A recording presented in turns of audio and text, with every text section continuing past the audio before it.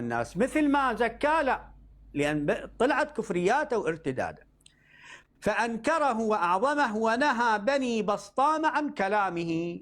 ذولا العائلة المعلومة المعروفة بذاك الوقت الشيعية كذا، قال هذا بعد لا تقربون يمكم. وأمرهم بلعنه والبراءة منه، فلم ينتهوا وأقاموا على توليه. هذه العائلة اللي كانت معلومة معروفة كذا، شنو صار هذا إلهم إمام. هاي مصيبة، هاي هنا الكارثة هنا. وذاك أنه كان يقول لهم إنني أذعت السر. هذا الحسين ابن روح لعني لأن أنا عندي سر وفضحته. أنت إذا مؤتمن شلون يا بتخون أمانتك وتريد الناس؟ بس شوف يعني هاي مصيبة. وذلك أنني أذعت السر وقد أخذ علي الكتمان فعوقبت بالإبعاد بعد الاختصاص، لأن الأمر عظيم لا يحتمله إلا ملك مقرب أو نبي مرسل أو مؤمن امتحن الله فيؤكد في نفوسهم عظم الأمر وجلالته. شوف شلون خدعهم خدعة. يقول لهم أنا عندي سر، وهذا السر ما يتحمله إلا ملاك أو نبي أو عبد امتحن، لو أنا عبد مؤمن امتحن بس ما تحملت. فخدعوا وصدقوا به، قالوا صدق. هسه تعالوا شوف السر شنو هو. فلما بلغ ذلك أبا القاسم رضي الله عنه فكتب إلى بني بسطام بلعنه والبراءة منه وممن تابعه على قوله وقام على توليه، فلما وصل إليهم أظهروه عليه فبكى بكاء عظيما. قالوا هذا كتاب مالت السفير من الإمام. ثم قال إن لهذا القول باطنا عظيما، وهو أن اللعنة الإبعاد، فمعنى قوله لعنه الله أي باعده الله عن العذاب والنار. تفضل يعني. حتى بهذه يلعبون بعقول الناس. والآن قد عرفت منزلتي، ومرغ خديه على التراب وقال عليكم بالكتمان لهذا الأمر. يقول لما بلغه لعن الحسين ابن روح قال معنى لعنه الله أي أبعده الله. يقول وبدأ يمرغ وجهه بالتراب ويقول لا تذيعون، هذا سر الله امتحني به. شوف السحارين شلون يسحرون الناس بهذه القضايا. طيب مثل صاحبنا كل يوم من يطلع ويقول مو قصدي ومو ما قلت هيك قصوها علي. ثم عاد الشيخ الطوسي إلى كلام منه ابنة الشيخ العمري رضوان الله تعالى عليه، السفير الكبيرة أم كلثوم رضوان الله تعالى عليه، الظاهر أنها امرأة جليلة القدر.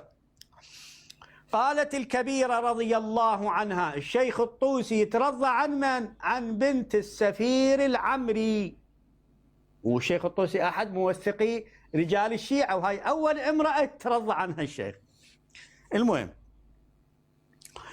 وقد كنت أخبرت الشيخ أبا القاسم أن أم أبي جعفر بن بسطام قالت لي يوما، بدأت تظهر الأسرار لما تروح اليوم، وقد دخلنا إليها فاستقبلتني وعظمني. هاي بنت الشيخ العمري، بنت السفير العمري، دخلت على آل بسطام وهاي بنتهم الكبيرة استقبلتها. تعال شوف ايش سوت بيها. وأعظمتني وازدادت في إعظامي حتى انكبت على رجلي تقبلها. من هاي؟ امرأة من بنات بسطام استقبلت بنت العمري الجدة الكبيرة اللي يروي عنها ابن بتها. فأنكرت ذلك وقلت لها شنو هذا قاعد تسوين؟ ما موجود عندنا هذا الحكي عمي. فقلت لها مهلا يا ستي، يعني الظاهر هاي بداية اللغة العامية العراقية لما بدت. مهلا يا ستي، فإن هذا أمر عظيم. وانكببت على يدها، أو وانكببت على يدها فبكت، ثم قالت: كيف أفعل هذا بك، هذا وأنت مولاتي فاطمة. هسه هذا الزارع بعقولهم، الشلمغاني ايش قايل لهم؟ هاي بتهم تقولها انت شلون ما احب قدمك وانت مولاتي فاطمه؟ هاي وين وهاي وين السالفه؟ فقلت لها: وكيف ذلك يا ستي؟ الظاهر امراه كبيره هاي بنت بسطام. فقالت لي: ان الشيخ، يعني ابا جعفر محمد بن علي اللي هو الشلمغاني، خرج الينا بالسر. هذا يقول اللي ما اتحمل يا نبي، يقول خبرنا بالسر اللي كاتمين عنا انتم. يابا شنو هذا السر؟ قالت: فقلت لها: وما السر؟ قالت: قد أخذ علينا كتمانا، يعني حلفنا أنه إحنا ما نحكي به،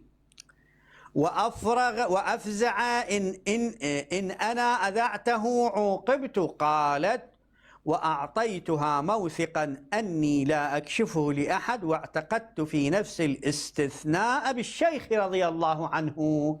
يقول أنا قلت والله ما أخبر به، بس أنا استثنيت بروحي بنفسي، قلت الشيخ لازم أقول له، يعني الحسين بالروح أبوها.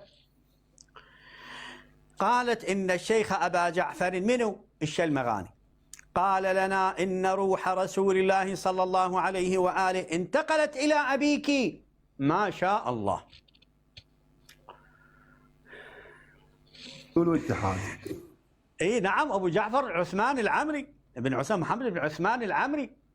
هذا الشلمغاني يقول لهم روح رسول الله صارت بالعمري، وروح امير المؤمنين عليه السلام انتقلت الى بدن الشيخ ابي القاسم الحسين بالروح، وروح مولاتنا فاطمه عليها السلام انتقلت اليك،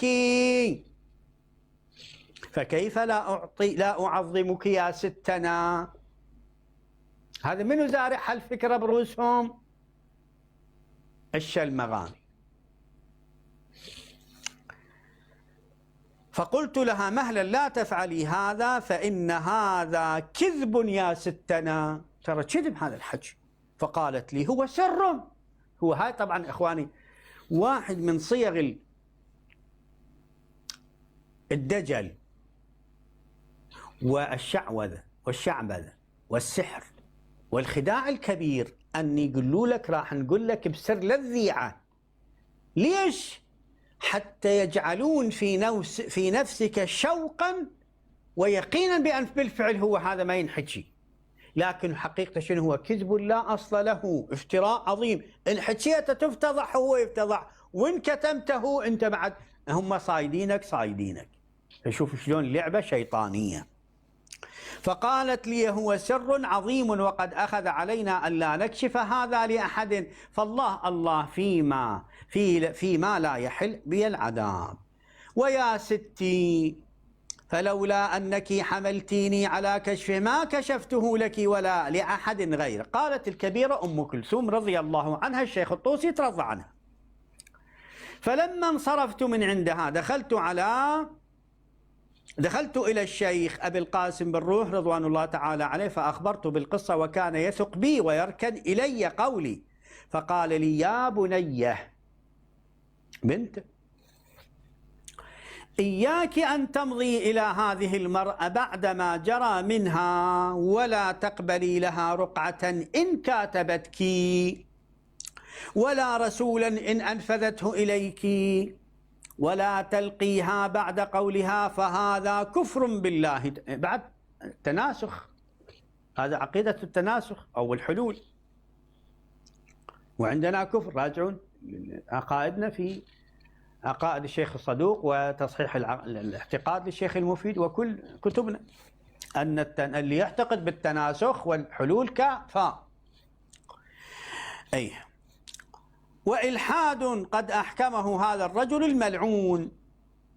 في قلوب هؤلاء القوم ليجعله طريقا إلى أن يقول لهم بأن الله اتحد به وحل فيه، كما يقول النصارى في المسيح عليه السلام، ويعدو إلى قول الحلاج لعنه الله.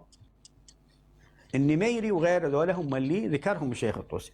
القصة طويلة أحبائي، أنا راح أخذ موضوع الشاهد من عدة حوالي 4 صفحات، هذا الموضوع الشاهد وأنتهي. قالت فهجرت بني بسطام وتركت المضي ولم أقبل لهم عذرا ولا لقيت أمهم بعدها، وشاع في بني نوبخت الحديث فلم يبقى أحد إلا وتقدم إليه الشيخ أبو القاسم وكاتبه بلعن أبي جعفر الشلمغاني والبراءة وممن يتولاه ورضي بقوله أو كلمه فضلا عن موالاته. الشاهد هنا: ثم ظهر التوقيع من صاحب الزمان عليه السلام بلعن أبي جعفر محمد بن علي والبراءة منه وممن تابعه وشايعه ورضي بقوله، وأقام على توليه بعد المعرفة بهذا التوقيع، وله حكايات قبيحة وأمور فظيعة ننزه كتابنا عن ذكرها وذكرها ابن نوح وغيره. هذا ملخص. طبعا القصة كلش طويلة أحبائي، إذا تراجعون الغيبة للشيخ الطوسي حوالي صفحة 2 3 4 صفحات، 4 صفحات تفصيل كامل.